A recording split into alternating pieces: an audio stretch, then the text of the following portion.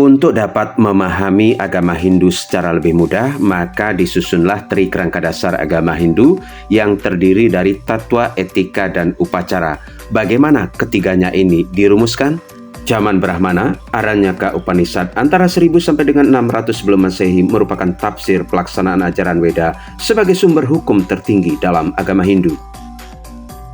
Para tokoh pengusul agama Hindu seperti Cok Rai Sudarta dan kawan-kawan mempelajari kitab-kitab Weda dari India, kemudian menyimpulkan bahwa apa yang ada di Indonesia sejalan dengan Upanishad, Aranyaka, dan Pustaka Brahmana.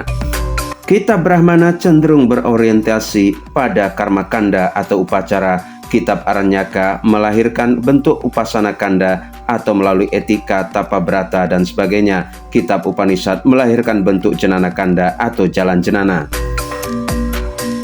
Ketiga bentuk pemahaman ini oleh tim penyusun agama Hindu di Indonesia dirumuskan menjadi Tri Kerangka Dasar Agama Hindu.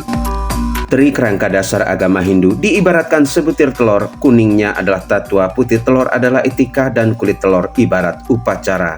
Siwa Siddhanta di Indonesia memiliki jalinan dengan ajaran Upanishad, terutama kitab Shwetaswatara Upanishad, kitab-kitab Upanishad minor, ajaran-ajaran yang berasal dari kitab-kitab Purana, ajaran Samkhya, Yoga, Vedanta, dan Tantra.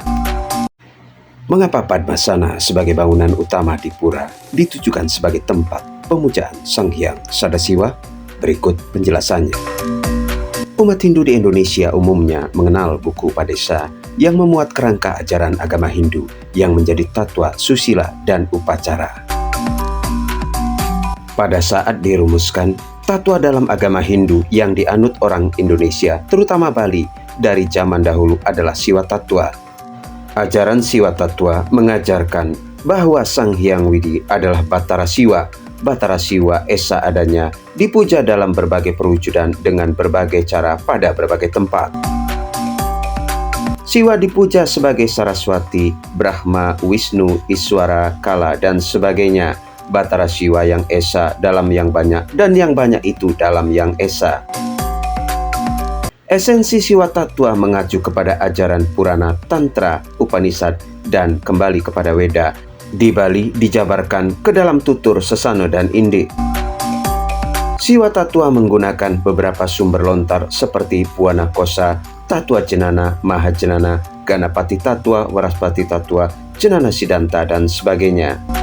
Oleh karena sumber-sumber yang ada memandang Batara Siwa sebagai yang tertinggi, maka ajarannya disebut sebagai Siwa Tattwa. Tripurusa merupakan 3 jenjang kesadaran Batara Siwa. Dalam ajaran Siwa Tattwa yang bersumber pada lontar bercorak Siwa mengagungkan Batara Siwa sebagai Sang Hyang Widiwasa. Sari-sari ajaran bercorak Siwa kemudian dirumuskan oleh tokoh-tokoh seperti Bapak Gede Suro dan kawan-kawan menjadi sebuah buku Siwa Tattwa dan menjadi salah satu mata kuliah di Unhi Denpasar. Apa itu Siwa Tattwa? Tattwa Jenana menjelaskan adanya cetana dan acetana sebagai kesadaran dan ketidaksadaran. Hakikat kesadaran disebut Siwa Tattwa, hakikat ketidaksadaran disebut Maya Tattwa. Jika dalam Upanishad dikenal adanya Saguna dan Nirguna Brahman, maka dalam Siwa Tattwa dikenal adanya Tripurusa, yaitu 3 jenjang kesadaran Batara Siwa. Kesadaran yang disebut juga sebagai cetana Batara Siwa dipengaruhi oleh Maya Tattwa atau acetana. Terbagi menjadi 3, yaitu Paramasiwa, Sadasiwa, dan Atmika Tattwa.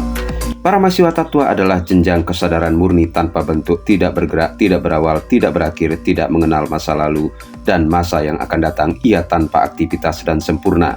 Sadasiwa Tattwa adalah jenjang kesadaran kedua. Keadaan Batara Siwa Vyapara artinya berada dalam keadaan aktivitas. Aktivitas Batara Siwa meliputi Cadu Sakti, yaitu Jenana Sakti, Wibu Sakti, Prabu Sakti, dan Kriya Sakti. Ialah yang menciptakan dan berkuasa atas alam ini.